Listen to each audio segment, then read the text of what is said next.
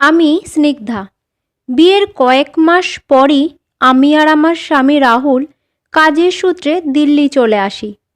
এখানে এসে আমরা থাকার জন্য একটা ফ্ল্যাট ভাড়া নিই। থাকার মানুষ আমরা দুজনেই। তবে ফ্ল্যাটটা খুব বড়। আসলে আমি মফস্বলের মেয়ে তো, তাই খোলামেলা জায়গায় থাকতে খুব ভালো লাগে। আমার স্বামী রাহুল একটা মাল্টিন্যাশনাল কোম্পানিতে উঁচু পোস্টে চাকরি করে। বিয়ের আগে আমরা প্রায় 2 বছর একে অপরকে জানতাম। ও আমার খুব খেয়াল রাখে। কখনো কখনো আমি ভাবি, সত্যি আমি খুব লাকি যে রাহুলের মতন একজনকে আমি জীবনসঙ্গী হিসেবে পেয়েছি। কিন্তু হঠাৎ একদিন সব কিছু বদলে গেল। কয়েক মাস আগেই আমরা এই শহরে এসেছি। আর এরই মধ্যে একদিন সন্ধ্যাবেলায় আমার স্বামী রাহুল একটি 20-21 বছরের যুবতী মেয়েকে আমাদের ফ্ল্যাটে নিয়ে আসে। হঠাৎ এইভাবে একটা মেয়েকে আমাদের ফ্ল্যাটে নিয়ে আসতে দেখে আমি একটু অবাক হয়ে গেলাম। আর রাহুলকে জিজ্ঞাসা করলাম, কে এই মেয়েটা? ও মেয়েটাকে চেয়ারে বসিয়ে বলল, এ হলো রূপা। খুব গরিব একটা মেয়ে। অনেক দিন ধরেই একটা কাজ খুঁজছিল, তাই আমি ওকে এখানে নিয়ে এসেছি। আমি বললাম, ও আবার এখানে কি কাজ করবে? 2জন মানুষের কাজ করতে আমার কোনো অসুবিধা হয় না। ও আমি একাই করে নিতে পারবো, কাউকে রাখতে হবে না কাজের জন্য। কিন্তু তা সত্ত্বেও ও বলল যে, না, রূপা এখানেই থাকবে আর বাড়ির কাজে তোমাকে সাহায্য করবে। আমি আর বেশি কিছু বললাম না। তবে এইভাবে একটা অচেনা কম বয়সী মেয়েকে আমাদের বাড়িতে রাখাটা আমার ঠিক ভালো লাগছিল না। তাও আবার আমি বারণ করার সত্ত্বেও রাহুল ওকে এখানেই রেখে দিল। আমি জানি না কেন আমার মনে একটু সন্দেহ হলো। তবুও আমি কিছু বললাম না। রান্নাঘরে চলে গেলাম রাতের রান্নাটা সারতে। রাহুলই মেয়েটাকে একটা ঘর খুলে দিল থাকার জন্য। সেদিন আর আমি ওই মেয়েটাকে দিয়ে কোনো কাজ করালাম না। মনে মনে ভাবলাম, রাতে যখন আমি কাজ সেরে ঘরে যাব তখন ঠিক করে জিজ্ঞাসা করব, কে মেয়েটা। কিন্তু রাতে আমি যখন ঘরে ঢুকলাম দেখলাম রাহুল ল্যাপটপে মিটিংয়ে ব্যস্ত ছিল। আমি কিছু বলতে যাচ্ছি দেখেই ও হাতের ইশারায় আমাকে চুপ থাকার জন্য বলল। আমি বিছানায় শুয়ে শুয়ে এইসবই ভাবছিলাম যে কে ওই মেয়ে, আর রাহুলই বা কেন ওকে সোজা আমাদের বাড়িতে নিয়ে এলো। ভাবতে ভাবতে কখন আমার 2 চোখের পাতা এক হয়ে গেল বুঝতেই পারিনি। সকালে প্রায় 8টা নাগাদ আমার ঘুম ভাঙল। তাকিয়ে দেখি রাহুল বিছানায় নেই। ভাবলাম হয়তো বাথরুমে গেছে। কিন্তু বেশ কয়েক মিনিট পরেও ওকে বেরোতে না দেখে আমি উঠে বাথরুমের দরজাটা খুলে দেখি ও তো ভেতরে নেই। আমি রুম থেকে বেরিয়ে ওকে খুঁজছিলাম। তখনই আমার নজর কিচেনের দিকে গেল। একটু এগিয়ে গিয়ে দেখি রাহুল ওই মেয়েটাকে কিছু টাকা দিচ্ছে। আর হ্যাঁ, ওর হাতে একটা মোবাইলও ছিল। মেয়েটা কাঁদছে দেখে রাহুল তাকে সান্ত্বনা দিয়ে বলল, চিন্তা করো না, সব ঠিক হয়ে যাবে, আমি তো আছি নাকি। এই বলে ও মেয়েটার হাতে টাকা আর মোবাইলটা দিয়ে বাইরে বেরিয়ে এলো। আমি দরজার পাশেই দাঁড়িয়েছিলাম, কিন্তু ও বেরোনোর সময় আমাকে দেখেও কোনো কথা না বলে মেন ডোর দিয়ে বাইরে বেরিয়ে গেল। আমিও চুপচাপ নিজের রুমে চলে আসলাম। ও আমার সাথে কথা বলল না দেখে আমি কিছুটা অবাক হলাম। জানি রাহুল আমাকে খুব ভালোবাসে, তবুও জানি না কেন আমার মনের মধ্যে একটা অস্বস্তি কাজ করছিল। নানা রকম উল্টোপাল্টা চিন্তাভাবনা আমার মাথায় আসছিল। কিছুই যেন ভালো লাগছিল না। কিছুক্ষণের মধ্যেই ওই মেয়েটি 1 কাপ চা নিয়ে আমার ঘরে ঢুকলো আর আমার হাতে দিয়ে বলল, ম্যাডাম, স্যার বলেছেন আজ অফিসের কাজে শহরের বাইরে যাবেন, তাই উনি আজ বাড়িতে ফিরবেন না। আপনি বাথরুমে ছিলেন, তাই স্যার আমাকে বলেছেন যেন আপনাকে কথাটা জানিয়ে দিই। আমার তো ওর সাথে কথাই বলতে ইচ্ছে করছিল না, তাই আমি ওর দিকে তাকালাম না পর্যন্ত। আমার তো ওর সাথে কথাই বলতে ইচ্ছে করছিল না, তাই আমি ওর দিকে তাকালাম পর্যন্ত না। আমাকে চুপ করে থাকতে দেখে ও ঘরের বাইরে বেরিয়ে গেল। আমি নিজের রুমেই বসেছিলাম। নানা রকম ভাবনা আমার মাথায় আসতে থাকলো। বিয়ের এখনও 6 মাসও হয়নি, আর এরই মধ্যে আমি আমার স্বামীকে নিয়ে উল্টোপাল্টা কথা ভাবতে শুরু করলাম। কিন্তু ও কাজই এমন করছে যে আমি ভাবতে বাধ্য হচ্ছি, এই মেয়েটাকে ও এইখানে আনলো। তারপর আমি বারণ করার সত্ত্বেও ওকে এখানেই কাজে রেখে দিল।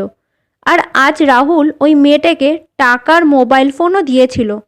বিকেলের দিকে ভাবলাম যে একবার আমি রাহুলকে ফোন করে দেখি খাওয়া দাওয়া করেছে কি না। আমি ফোন করলাম, কিন্তু ওর ফোনটা সুইচ অফ বলছিল। এরকম আগে কখনো হয়নি যে ওর ফোন সুইচ অফ পেয়েছি। এবার তো আমার অবস্থা খারাপ হয়ে যাচ্ছিল। এরই মধ্যে মেয়েটা চা নিয়ে ঘরে এলো, বলল, ম্যাডাম আপনার চা। আমি জিজ্ঞাসা করলাম, তোমার বাড়ি কোথায়? ও বলল, দেশের বাড়ি আমার চন্দননগরে, এখানে পাশেই একটা বস্তিতে থাকি। আমি লক্ষ্য করলাম ওর হাতে ফোন ছিল, আর ফোনটা ভাইব্রেট হচ্ছিল। ও ফোনটা ধরার জন্য তাড়াতাড়ি করে আমার ঘর থেকে বাইরে বেরিয়ে গেল। আমার মনে একটু কৌতূহল হলো, তাই আমি কান পেতে ওর কথা শোনার চেষ্টা করলাম। ও যেন ফোনে কাকে বলল, বেশি দেরি হবে না, আমি এক্ষুনি আসছি। এই বলে ও ফোনটা কেটে নিজের ঘরে চলে গেল। কিছুক্ষণ পরই ও আমার রুমে এসে বলল, ম্যাডাম আমি একটু বাইরে যাচ্ছি, 1 ঘন্টার মধ্যেই ফিরে আসব। আমি কিছু বলতে পারলাম না, কিন্তু এক অজানা উৎসাহ আমার মনে এলো। আমি ভাবলাম ওর পিছু নিলে কেমন হয়, দেখি না ও কার সাথে দেখা করতে যাচ্ছে। আমি তাড়াতাড়ি শাড়িটা পাল্টে ওই মেয়ের পিছু নিতে বেরিয়ে পড়লাম। দেখলাম ও আমার বিল্ডিংয়ের নিচেই দাঁড়িয়ে আছে। আমি একটু দূর থেকেই ওর উপর নজর রাখছিলাম। ও একটা রিকশাকে দাঁড় করিয়ে ওতে উঠে চলে গেল। আমি ওর সাথে সাথে একটা রিকশা নিয়ে ওর পিছু নিলাম। কিছু দূর যেতেই রিকশাটা একটা সরু ঘিঞ্জি গলির সামনে গিয়ে থামলো। এবার মেয়েটা পায়ে হেঁটেই গলির ভেতরে যেতে শুরু করলো। আমিও ওর পেছন পেছন হাঁটতে থাকলাম।